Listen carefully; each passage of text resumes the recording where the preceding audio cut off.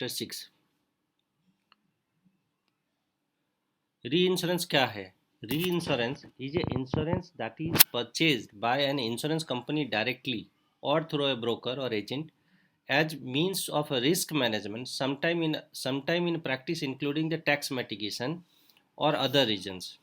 Ceding company and reinsurance company enter into the reinsurance agreement which details and conditions upon which the reinsurer would pay a share of a claim incurred by the ceding company. अब seeding company कौन है? जो company री insurance कराती है दूसरे company के साथ, यानी प्राइमरी कंपनी एक पर्टिकुलर शेयर के साथ एक इंश्योरेंस दूसरे कंपनी के साथ, खुद का इंश्योरेंस खुद के कस्टमर या पॉलिसी होल्डर का री इंश्योरेंस एक इंश्योरेंस कंपनी दूसरे इंश्योरर के साथ कराती है, तो इस एग्रीमेंट को हम री इंश्योरेंस कहते हैं। द री इंश्योरेंस इज पेड री insurance premium by the seeding company. जो मेन कंपनी है वो ये री इंश्योरेंस का प्रीमियम भरती है री इंश्योरेंस कंपनी को, which issues the insurance policy to its policy holders. अब हम इसको आसान भाषा में समझते हैं। मान लो कुछ पॉलिसी खरीदी गई है पॉलिसी होल्डर से, एजेंट के द्वारा या इंटरमीडियरीज ब्रोकर था। अब ये इंश्योरेंस ये पॉलिसी का इन पॉलिसी होल्डर के पॉलिसी का इंश्योरेंस कंपनी इसके क्लेम का दूसरे कंपनी के साथ री इंश्योरेंस कराती है। तो ये जो इंटर करती है इस बिजनेस में री इंश्योरेंस में अपने कस्टमर का इंश्योरेंस दूसरे कंपनी से री इंश्योर कराती है, यानी इंश्योरेंस का इंश्योरेंस इज कॉल्ड री इंश्योरेंस। फंक्शन ऑफ री insurance: whether setting up a captive or a managing ongoing operation, captive owners and risk managers purchase the reinsurance to serve a number of different functions. Some functions of reinsurance include stabilizing of profitability, अपने profitability को stabilize करने के लिए, provide the large number capacity या catastrophe protection के लिए, large number capacity को करने के लिए या कोई प्राकृतिक आपदा को कवर करने के लिए, रिस्क कहीं से भी आ सकता है।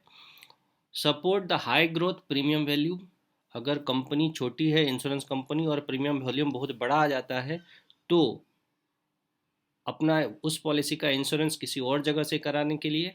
Provides help with underwriting process, facilitate withdrawal from particular risk और लाइन ऑफ बिजनेस के लिए। तो ये सब फंक्शन है।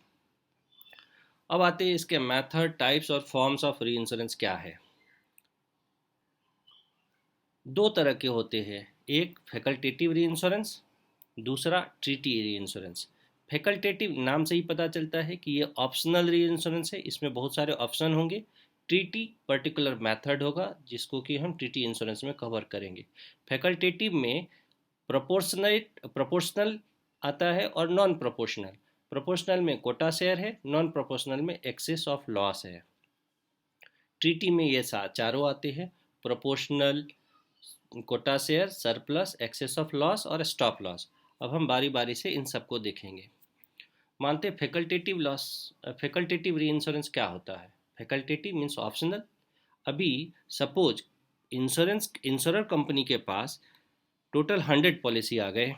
अब इस 100 पॉलिसीज़ में टोटल उनके पास 100 पॉलिसी है, बट 5 पॉलिसी ऐसे आ गए हैं जो कि एबनॉर्मल रिस्क कवर करता है, एबनॉर्मल रिस्क कैरी करता है।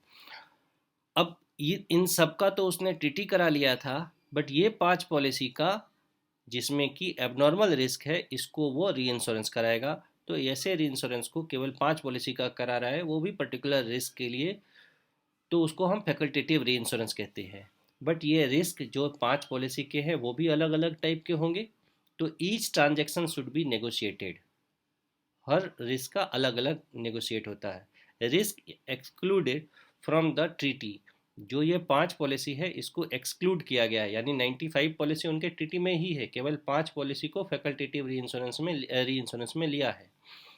अब इसके लिए टेक्निकल गाइडेंस की ज़रूरत पड़ती थी अलग अलग रिस्क को कैलकुलेट करने के लिए, बट उसको भी अवॉइड करने के लिए इस 5 पॉलिसीज़ के लिए टेक्निकल गाइडेंस नीडेड था फॉर एवरी पॉलिसी। तो फिर उसके लिए उसने सीधा फैकल्टेटिव ऑप्शन सेलेक्ट किया है। तो फैकल्टेटिव री इंश्योरेंस में पर्टिकुलर एक ग्रुप को, एक जिसमें कि अलग से रिस्क है, एबनॉर्मल रिस्क है, उसको री इंश्योरेंस करता है एक इंश्योरेंस कंपनी। दूसरा आता है प्रोपोर्शनल री इंश्योरेंस। इसमें कोटा शेयर होता है। प्रोपोर्शनल नाम से पता चलता है कि कुछ पार्ट री इंश्योरेंस होगा, कुछ पार्ट का इंश्योरेंस अलग से इंश्योरेंस लेगा इंश्योरर। मानते हैं कि कोटा शेयर में एग्जाम्पल के लिए 25% ऑफ कोटा शेयर है। अभी मानते हैं एक्स क्लेम है, वाई इंश्योरर है, क्लेम है, वाई इंश्योरर है और जेड री इंश्योरेंस कंपनी है। टोटल क्लेम अमाउंट 1 लाख का आया। अभी यहाँ पे कोटा शेयर है 25% का, यानी 1 लाख का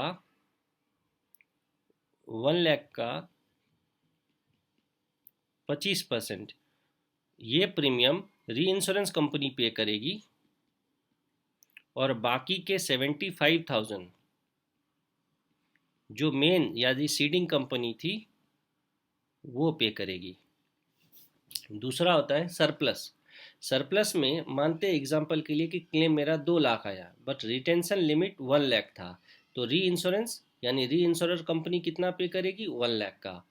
कोटा शेयर में एक पर्टिकुलर लिमिट का पे किया था, बट सरप्लस में जो कुछ भी सरप्लस रिस्क है, जो कुछ भी सरप्लस क्लेम अमाउंट है, वो उसको पे करती है री इंश्योरेंस कंपनी। अब यहाँ पे एक चीज़ और ध्यान देने के लिए है कि सरप्लस और कोटा शेयर दोनों प्रोपोर्शनल री इंश्योरेंस में आते हैं। अब ये रिटेंशन लिमिट क्या है? तो एक वर्ड है लाइन। जहाँ तक कि जिस लाइन तक कवर करती है इंश्योरर उसको हम रिटेंशन लाइन कहते हैं और वहाँ तक इंश्योरर पे करती है। तो यहाँ पे रिटेंशन अमाउंट 1 लाख था, क्योंकि इतना तक का अगर रिस्क हुआ तो इंश्योरर ही पे करेगी। तो इंश्योरर लाइन यहाँ पे रिटेंशन लाइन इज़ 1 लाख और रिटेंशन अमाउंट इज़ 1 लाख। दूसरा है non proportional excess of loss. मानते हैं एग्जाम्पल के लिए कि टोटल अमाउंट क्लेम का अमाउंट वाई है, यानी ग्रॉस क्लेम अमाउंट वाई है, सॉरी एम है, और रिटेंशन अमाउंट एक्स है और री इंश्योरर वाई है। तो हमारा वाई जो है वो कितना पे करेगा? M minus X. ये अमाउंट जितना टोटल क्लेम है उसमें से रिटेंशन अमाउंट को माइनस कर दिया, री इंश्योरर वाई अमाउंट पे करेगा। अब ये एक्सेस ऑफ लॉस, जो एक्सेस था लॉस का, उसमें से Y part reinsurer pay करेगा। But this arrangement cover the single risk और the certain type of business. मान लेते हैं एक ट्रांसपोर्ट रिस्क है, फायर इंश्योरेंस है, वैसे पर्टिकुलर रिस्क के लिए कैटेगराइज करके लॉस एक्सेस ऑफ लॉस को कवर करता है नॉन प्रोपोर्शनल री इंश्योरेंस में। अब स्टॉप लॉस या एक्सेस ऑफ लॉस रेशियो, बहुत सारे छोटे छोटे रिस्क है। This arrangement cover the account and design for the aggregation of small losses. बहुत सारे छोटे छोटे रिस्क है बट सबको होल में जितना लॉस से ऊपर का पार्ट है वो सब वाई पे करेगा। ये सिंगल के लिए नहीं होता है, जहाँ पे which is difficult to establish the loss being due to one or more causes. जो कुछ भी है एक पर्टिकुलर लिमिट के बाद जो कुछ भी पैसा होगा वो री इंश्योरर पे करेगा। अब कुछ वर्डिंग की बात करते हैं। फैकल्टेटिव कवरेज क्या है? This type of policy protects an insurance provide only for an individual or a specific risk or contract.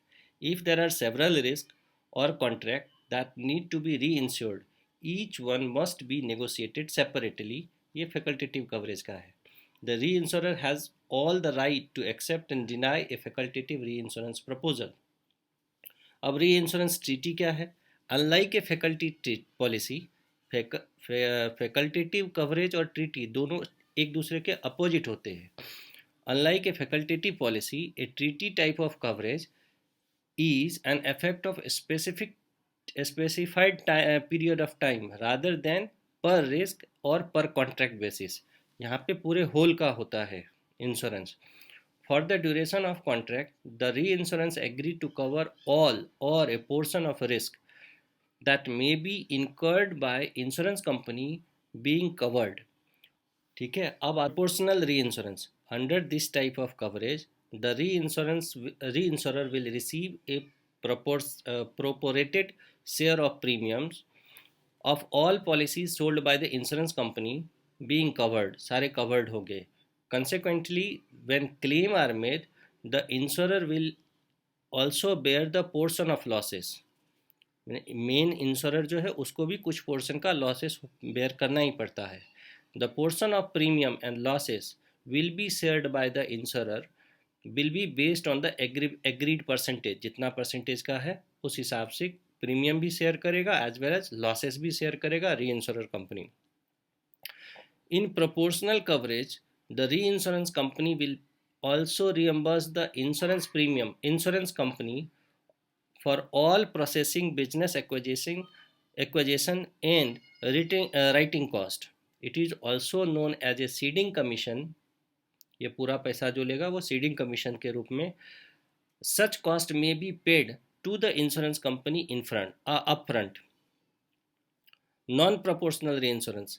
In a non-proportional type of coverage, reinsurance will get involved in an insurance company loss exceeds of a specific amount. ये समझ में आता है, कुछ भी amount होता है तो वो सारा का सारा नॉन प्रोपोर्शनल वे में पे की जाएगी. Which refers as a priority of retention limit. Hence, the reinsurer does not have the proportional share of a premium losses insurance providers. The priority of retention limit may be based on the single type of risk और an entire business of category. ये इसके wording है.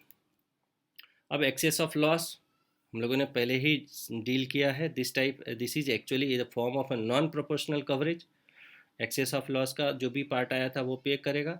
The insurer will have to cover the loss exceed by the insurance company retain limit. However, what makes such type of contract unique, that is typically applied to the catastrophe. कुछ प्राकृतिक आपदा आती है तो उसके लिए यह कवर होता है. It can be covered insurance company either on pre-occurrence basis or for the whole cumulative loss within the specific period of time. या specific period. Risk attaching the reinsurance under the type of contract. All policy claims that are established during the effective period of reinsurance coverage will be covered regardless whether the loss occurred outside or the coverage period. Conversely, no coverage will be given by the claim और the coverage period. Loss occurrence coverage भी उसी के part में आ गया. इससे treaty coverage है.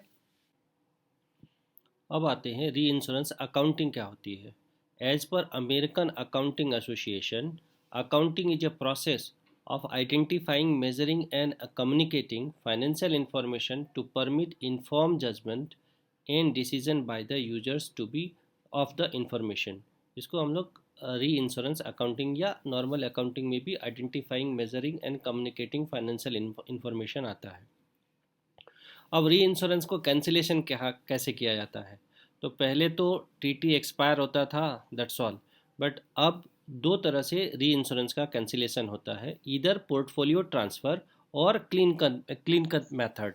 Portfolio transfer में एक री इंश्योरेंस कंपनी से पूरा का पूरा री इंश्योरेंस पोर्टफोलियो दूसरे को ट्रांसफ़र की जाती है. क्लीन कट में टीटी पूरा का पूरा ख़त्म की जाती है. अब एक वर्ड आता है को इंश्योरेंस. क्या है. मान लो एक कंपनी थी, इन्होंने बी के साथ इंश्योरेंस कराया एक कंपनी के लिए, एक पर्टिकुलर रिस्क के लिए, लाइक फायर के लिए कराया, एंड सी के लिए ट्रांसपोर्ट के लिए कराया. ये दोनों को इंश्योरेंस कंपनी कहलाएगी. ठीक है. अब आते इंश्योरेंस री इंश्योरेंस के हिस्ट्री के ऊपर. बेसिकली री insurance first fail marine insurance पहली ज़रूरत सबसे ज़्यादा पहले मरीन इंश्योरेंस की ज़रूरत महसूस की गई थी इन जनेवा 1370 में.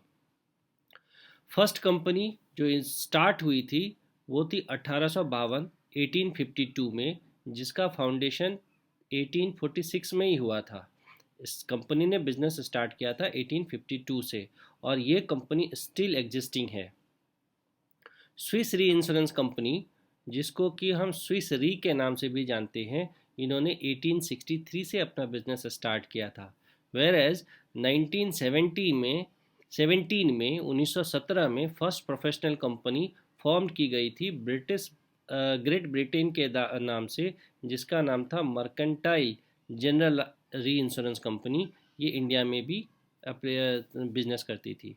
अब री इंश्योरेंस इंडिया की बात करें के बिजनेस में, तो at the time of nationalization the total general insurance business in India around in 1971 में 63 डोमेस्टिक इंश्योरर थे, as well as 44 foreign insurer थे। 63 और 44 नेशनलाइजेशन से पहले थी। इन सब को मर्ज करके 1973 में 4 कंपनी बनाई गई, National Insurance Company, New India Insurance Company और Oriental Insurance Company, as well as United Insurance Company. अब 1956 में इंडियन री इंश्योरेंस कंपनी के नाम से, इंडियन री इंश्योरेंस कॉरपोरेशन के नाम से फर्स्ट प्रोफेशनल री इंश्योरेंस कंपनी फॉर्म किया गया था इंडिया में। जनरल इंश्योरेंस के बिजनेस, जो जनरल इंश्योरेंस बिजनेस ऑपरेट करते थे, तो पहला इंडियन कंपनी इंडियन री इंश्योरेंस कॉरपोरेशन था 1956 में। अभी जीआईसी री इंश्योरेंस को देखती है। Mercantile and general insurance company 1917 में। समटाइम ईयर भी पूछा जाता है एग्जाम में।